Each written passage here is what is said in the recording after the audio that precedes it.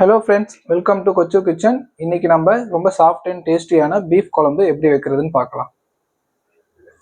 அதுக்கு ஒரு குக்கரில் நான் 3/4 கிலோ பீஃப் எடுத்து நல்லா சின்னதாக கட் பண்ணி கழுவி வச்சுருக்கேன். அதை ஆட் பண்ணிடலாம்.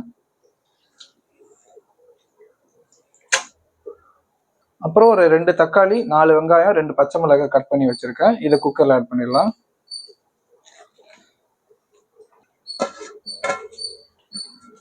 ஒரு ஸ்பூன் மஞ்சள்தூள் போட்டுடலாம். 1.5 ஸ்பூன் இஞ்சி பூண்டு பேஸ்ட்டு, 1 ஸ்பூன் உப்பு போட்டுக்கலாம்.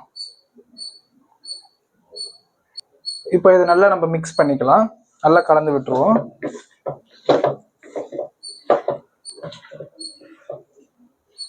ஓகே, இப்போ நல்லா மிக்ஸ் பண்ணியாச்சு. இதுக்கு நான் 1.5 டம்ளர் தண்ணி ஊற்றுறேன் பீஃப் வேகிறதுக்காக.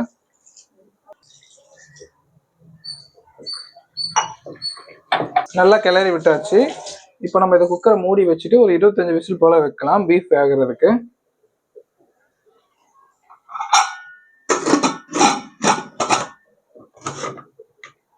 ஓகே ஃப்ரெண்ட்ஸ், கறி நல்லா வேகட்டும். அந்த நேரத்துக்கு நம்ம தேங்காய் நல்லா வறுத்து எடுத்துக்கலாம். கொஞ்சம் எண்ணெய் ஊற்றிருக்கேன். அப்புறம் அரை முறி தேங்காய் நான் எடுத்திருக்கேன். இதை நம்ம போட்டு வறுத்துக்கலாம். தேங்காய் நல்லா செவக்க அளவுக்கு நம்ம வறுத்து எடுத்துக்கலாம்.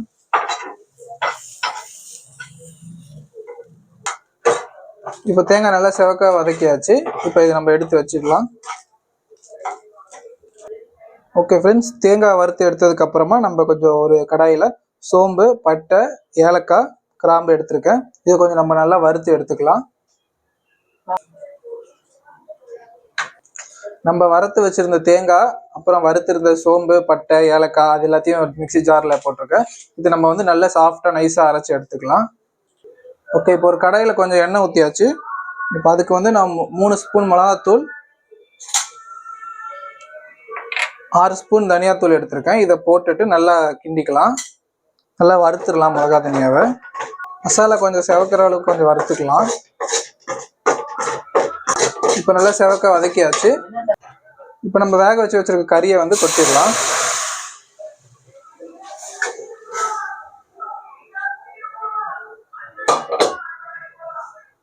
நல்லா கிளறி விட்டுறலாம் மசாலாவும் கறியையும். ரெண்டும் சேர்ந்து நல்லா கொதிக்கட்டும். அப்போதான் மிளகா தனியாலாம் கறியில் ஏறும். ஓகே ஃப்ரெண்ட்ஸ், இப்போ நல்லா கொதிக்குது. மசாலாலாம் கறியில் ஏறி இருக்கும். நம்ம இப்போ அரைச்சி வச்சிருக்க தேங்காய் வந்து ஊற்றிடலாம். 2 டம்ளர் தண்ணி ஊற்றிக்கலாம்.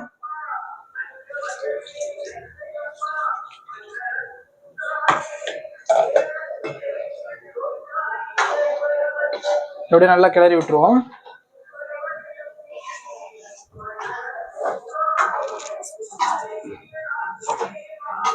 நல்லா கிளறி விட்டதுக்கு அப்புறமா நம்ம மூடி வச்சு கொதிக்க விட்டுடலாம். இப்ப நல்லா கொதிக்குது. இது நம்ம திறந்து கிளறி விட்டுக்கலாம்.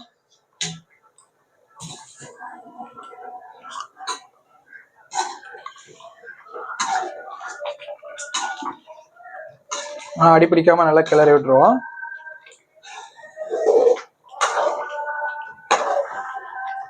உப்பு இருக்கான்னு பார்த்துக்கோங்க. உப்பு கரெக்டாக இருந்தால் ஓகே, இல்லைன்னா உப்பு ஆட் பண்ணிக்கலாம்.